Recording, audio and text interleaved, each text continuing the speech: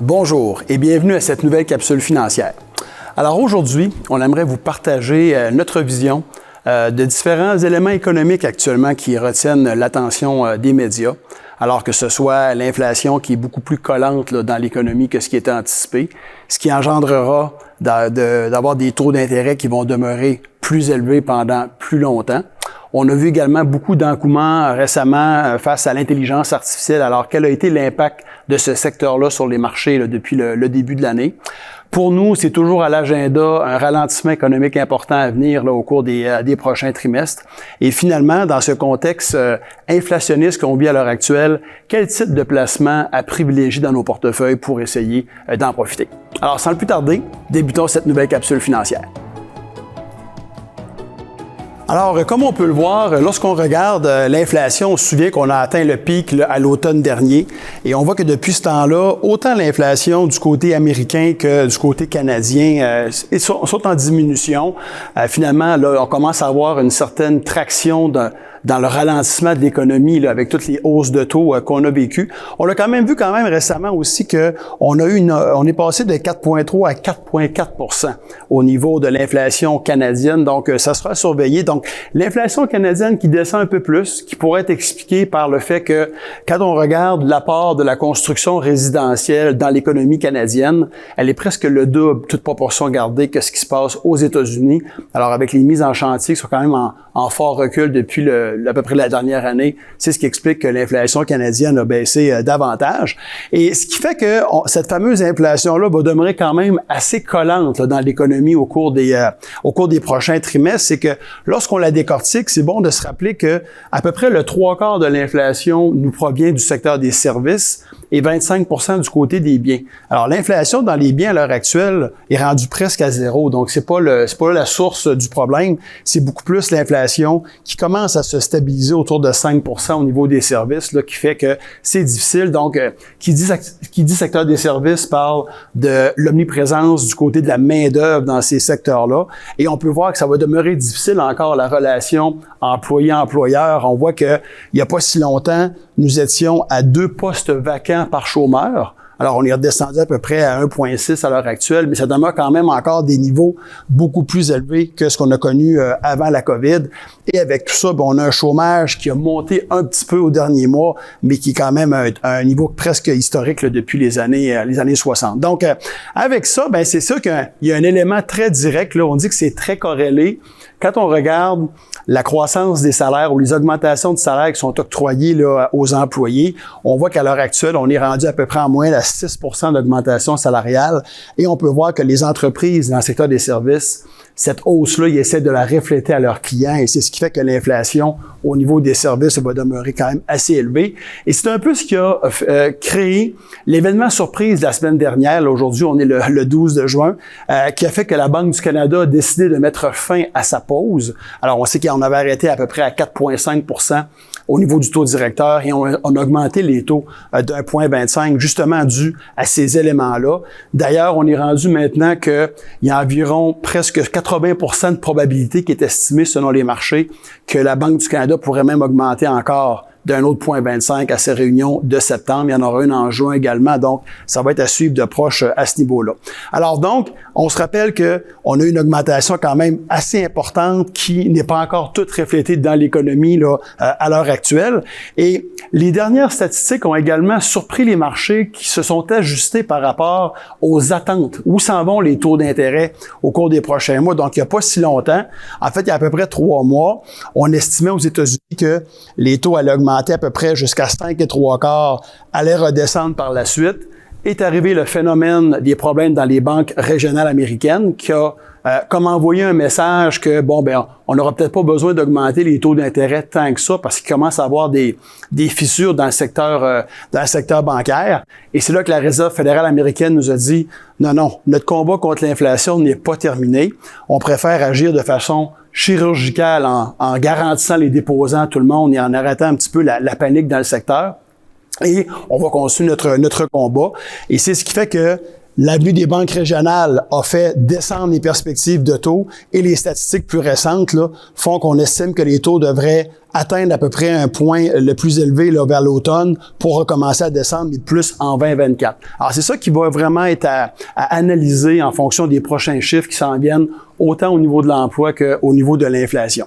Et quand on met cette hausse de taux-là en perspective, c'est pas la première fois qu'on débute un cycle de hausse de taux d'intérêt, mais quand on le compare avec tous les cycles depuis les années 80, on peut voir qu'en l'espace d'à peu près 15 mois, on n'a jamais vu des taux augmenter aussi rapidement que ça de 5 %. Généralement, les hausses vont se faire même sur une période à peu près de 3 ans. Donc, c'est bon de se rappeler qu'il y a encore beaucoup d'hypothèques fermées qui n'ont pas encore renégocié. Donc, il y a du ralentissement économique là, dans le pipeline là, qui est à venir. Donc, c'est important d'avoir une vie un petit peu plus prudente là, de ce côté-là. Avec ça, bien, quand on regarde un peu le bulletin des marchés financiers en date là, après les 4 premiers mois de l'année, les 5 premiers mois, complétés au 31 mai, bien, on se souvient que le fait saillant de l'année passée avait quand même été que le marché obligataire avec les hausses de taux avait fortement corrigé. Et on peut voir qu'après 5 mois à l'heure actuelle, il n'y a pas un gros gain qui a été encore fait dans ce secteur-là. Donc, les taux d'intérêt ont presque pas bougé quand on regarde entre le début de l'année et actuellement, ce qui fait que le rendement demeure plus en ligne avec ce qu'on peut s'attendre d'avoir du côté des obligations, mais pas en train de compenser les baisses importantes pour l'instant qu'on a connues l'année passée. Et on peut voir que ce qui était très difficile l'année passée, entre autres le secteur de la technologie en 2022 qui avait fortement corrigé, ben c'est de là que vient le plus fort des rebonds. Alors que sur le marché canadien, la bourse canadienne à plus 2 depuis le début de l'année, là, on est sous la moyenne historique. Et on voit que la bourse américaine qui fait presque 10 % est surtout soutenue par le fait que on sait que la composante au niveau du marché boursier américain est très forte en technologie comparativement à d'autres secteurs. Ce qui fait qu'à l'heure actuelle, ben, toute l'influence justement de l'intelligence artificielle vient un petit peu le doper ce qu'on peut paraître comme étant une économie qui va bien. Quand on se dit la bourse américaine fait presque 10 % en 5 mois, ça peut être un baromètre qui nous dit ben ça va bien au niveau de l'économie. Mais quand on isole seulement les 7 sociétés que vous retrouvez ici, là, donc le fameux FANG là, avec un Tesla par-dessus, ben on se rend compte que ces titres-là sont en hausse de 50 % depuis le début de l'année. Ce qui fait que si on prend les 493 autres sociétés qui forment le SP500, ben elles sont en baisse à peu près de 1 %. Donc c'est pour un plus ça qui nous indique vraiment l'état de ce qui s'en vient, donc une certaine incertitude par rapport à ce qui s'en vient au niveau de l'économie. Et là, ben, c'est important de faire attention à cet engouement-là. Il y a des bulles qui, à l'occasion, peuvent se créer. Là, on est encore un peu en présence de ça à l'heure actuelle. On peut voir que quand on regarde l'ensemble de la force, je pourrais dire, au niveau de l'évaluation du secteur technologique, comparativement au reste du marché, ben là, on est rendu à peu près qu'on paye les compagnies en moyenne autour de 35 fois les profits. Alors, il y a beaucoup d'allusions qui se sont faites récemment, et il y en aura d'autres par rapport à la bulle technologique qu'on a connue dans les années 2000. Alors là, à ce moment-là, on avait des entreprises qui se négociaient en moyenne à plus que 60 fois les profits. Donc, on n'est pas encore rendu là, mais généralement, un train comme ça peut continuer encore pendant un certain temps avant qu'il soit ralenti, mais ça prend de prudence. Alors, nous, dans nos portefeuilles, on est très à l'aise d'avoir des Google, des Microsoft qui vont bénéficier de ce qui s'en vient au niveau de l'intelligence artificielle. Mais ce qu'on pense qui est intéressant en termes de relation entre le risque et le rendement, c'est plus de savoir quelle entreprise va pouvoir bénéficier de ces avantages-là pour augmenter sa productivité et donc sa marge bénéficiaire. Alors, ça nous permet de bénéficier des avantages, mais peut-être avec un niveau d'évaluation beaucoup plus raisonnable que d'investir purement dans le secteur. Donc, ça va être des choses également qui vont être intéressantes là, à suivre au cours des prochains mois. Avec tout ça, eh bien, ici, ce qu'on veut vous montrer, c'est que quand on regarde la perspective de la Réserve fédérale américaine, qui ont leur propre modèle d'évaluation de probabilité qu'une récession s'en vient au cours de la prochaine année, bien, on est rendu quand même de leur côté à presque 70 % de probabilité.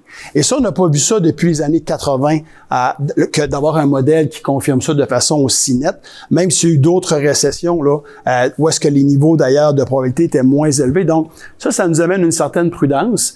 Et vous avez également actuellement beaucoup de stratèges, de prévisionnistes qui essaient de trouver ou de comprendre quels seront les prochains problèmes qu'on pourrait vivre d'un point de vue géopolitique ou un risque financier important. Puis nous, là-dessus, ce qu'on vous dit, c'est tout simplement ça n'a pas vraiment d'importance quel sera l'événement. Quand on augmente les taux de 5 % aussi rapidement, puis on regarde le passé, aussitôt que les hausses de taux augmentent, peu importe quel sera l'événement, que ce soit encore une fois géopolitique ou financier, ça cause habituellement une récession. Alors, quand on a un cocktail qui mixe hausse de taux avec une surprise éventuelle, c'est quelque chose qu'il faut encore une fois nous incite à prendre un petit peu un pas de recul, pas de trouver ce qui va arriver, mais plutôt de se dire il va se passer quelque chose à un moment donné, et donc on va traverser cette période-là, mais c'est d'avoir un peu plus encore une fois de marge de manœuvre dans les portefeuilles pour être prêt à réagir. Donc une économie qui est en ralentissement à cause des hausses de taux. On a également un autre facteur qui ralentit l'économie, et c'est l'accès au crédit. Alors, ce qu'on peut voir ici, c'est que c'est de plus en plus difficile d'avoir accès à des emprunts. Alors, imaginez que les banquiers sont de plus en plus nerveux, on voit une récession, peut-être des faillites qui vont augmenter. Il y a des projets qu'à 3 % d'intérêt fonctionnaient bien, mais qu'à 6, c'est une autre histoire. Puis même à 6, pour les projets qui fonctionnent, on a des banquiers, encore une fois, qui sont plus nerveux. Donc, ça également, c'est un certain frein qui est dans l'économie à l'heure actuelle, le fait d'avoir plus de difficultés à atteindre ou d'avoir accès à son financement. Ici, ce qu'on veut vous montrer, c'est la santé du consommateur américain. Et c'est important de ne pas le sous-estimer. Le consommateur américain représente environ le 2/3 de tout ce qui se brasse en termes de PIB dans une année aux États-Unis. Même, il représente 20 % de ce qui se passe sur la planète au complet. Donc, on aime ça vraiment voir un peu son comportement. Et on peut voir ici le niveau des ventes au détail américaines. Alors qu'il y avait une certaine croissance qui a naturellement été freinée durant le temps de la COVID quand on a fermé l'économie. On ouvre l'économie et là, on peut voir comment que ça repartit encore de plus belle. Alors, imaginez que vous vous appelez la Réserve fédérale américaine. Vous voulez ralentir une économie qui est en surchauffe. Vous avez augmenté vos taux d'intérêt de 5 % et vous voyez que le consommateur ne bouge pas du tout. Probablement dû au fait qu'il reste encore de l'épargne qui a été créée par la COVID parce qu'on n'a pas voyagé, on n'a pas été au restaurant, puis on a été très subventionné. Mais ceci étant dit, c'est sûr que quand on s'appelle la Réserve fédérale américaine et qu'on regarde ça, on n'a peut-être pas le goût de commencer à baisser les taux d'intérêt trop rapidement. Alors c'est pour ça qu'il faut être peut-être un petit peu plus patient par rapport à ce scénario-là. Des récessions, il faut pas avoir peur de ça. Il faut juste être prêt pour les traverser. Alors, encore une fois, depuis une centaine d'années, on a vécu différents épisodes. Où est-ce qu'il faut avoir un petit peu de prudence? C'est du fait que quand on entend aujourd'hui certains nous dire, les marchés ont baissé, ça tient déjà compte qu'on va avoir une récession. Ça, on n'est pas tout à fait à l'aise avec avec cette pensée-là. En septembre dernier, quand les marchés étaient en baisse de 26 %, on avait un marché qui est en train d'anticiper une récession en termes de diminution de valeur. À l'heure actuelle, on a un marché qui est à peu près en baisse de 11 % de son sommet qui a été atteint le 4 janvier l'année passée. Donc, une récession en moyenne, les marchés reculent de moins 36. Donc, actuellement, on est plus dans un scénario d'atterrissage en douceur. On va monter les taux, l'inflation va descendre, après ça, on va recommencer à les descendre. On trouve que là-dessus, c'est un petit peu avoir des lunettes roses à l'heure actuelle de penser comme ça.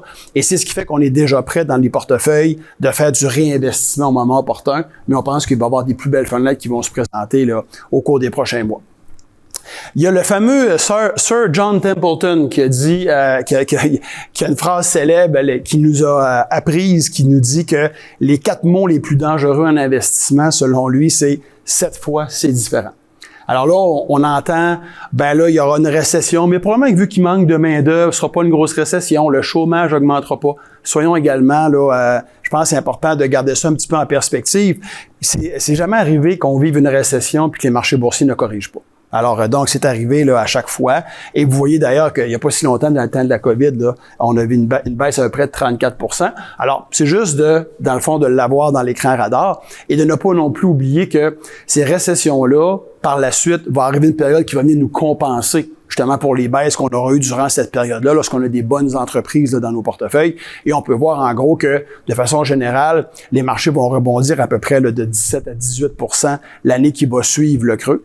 Et c'est aussi bon de se rappeler que quand on dit qu'à long terme, les marchés boursiers nous ont donné à peu près une performance de 10 % par année, c'est pas une performance qui est linéaire. C'est pas 10 parce qu'on a fait plus 8, plus 12, plus 11, plus 9. Il y a des plus et il y a des moins. Et on peut le voir d'ailleurs depuis à peu près 80 ans, quand on regarde la moyenne du marché boursier canadien, alors chacun des points est le rendement d'une année civile le précise. Donc, oui, c'est une moyenne, d'où l'importance d'avoir vraiment une bonne planification, un bon plan de match, une bonne politique de placement et d'avoir un bon appariement entre les besoins de retrait du portefeuille et, dans le fond, ce qui peut se passer sur les marchés financiers. Avec ça aussi, y a-t-il des choses qu'on devrait privilégier dans nos portefeuilles dans une période où il y a beaucoup d'inflation comme à l'heure actuelle? Puis en fait, il y en a deux, nous, qu'on aime beaucoup. Premièrement, l'immobilier. Alors, vous savez qu'on a une caisse d'actifs réels là, qu'on a partie en février l'année passée, en février 2022, dans lequel il y a à peu près le tiers qui est dans l'immobilier. Et pourquoi on aime l'immobilier en temps d'inflation? C'est que si vous avez, par exemple, bâti un bloc appartement qui a coûté 1 million de dollars et que là, les coûts ont explosé puis que le même bloc appartement coûte maintenant aujourd'hui 1,1 ou 1,2, notre valeur de notre bloc à nous, il a pris de la valeur nécessairement parce que sa valeur de remplacement là, a augmenté. Vous avez également beaucoup dans l'immobilier des baux dans lesquels il y a des clauses d'indexation à l'inflation. Donc, quand l'inflation est élevée, les revenus éventuels vont augmenter. Donc, on aime ce secteur-là. Et en bout de ligne aussi, on aime les actions. Alors, les actions nous apportent souvent un inconfort à court terme, mais c'est bon de voir qu'à long terme, quand on regarde ce qu'on appelle le rendement réel, c'est-à-dire le rendement qu'on fait avec une classe de placement, une fois qu'on a enlevé l'inflation, on peut voir que c'est vraiment les actions qui sont les grandes gagnantes au fil des années, comparativement aux obligations ou de la liquidité. Et la raison est simple. Quand on est capable de refiler notre facture d'inflation à nous, à nos clients, prenons un exemple. Je m'appelle Métro Richelieu. Métro aujourd'hui. Métro qui, par exemple, achète son casseau de framboise 2 $ puis qui nous le revend 4 piastres. Alors, imaginons qu'ils vivent de l'inflation dans leur coût à la hauteur de 10 %. Donc, au lieu de donner 2 $ au producteur, il va donner 2,20 $. Mais s'il est capable de refiler la facture à ses clients, au lieu de le vendre 4 piastres, il va le vendre 4,40 $. Donc, je passe d'une situation où est-ce que Métro faisait 2 $ de profit avant à 2,20 $ par la suite. Donc, si je suis capable d'augmenter mes profits de 10 % à chaque année comme ça, eh bien, veut pas, le rendement du titre va également suivre pour avoir une croissance de 10 %. Donc, encore une fois, c'est de trouver les bons secteurs, les bonnes entreprises, et c'est un peu notre travail quotidien de faire ça. Alors, écoutez, c'est un peu les éléments les plus importants qu'on voulait vous partager là, en ce 12 juin. Naturellement, si vous avez besoin d'informations complémentaires, toujours un plaisir de vous parler. Alors, n'hésitez pas à nous contacter et d'ici là, on vous souhaite un excellent été.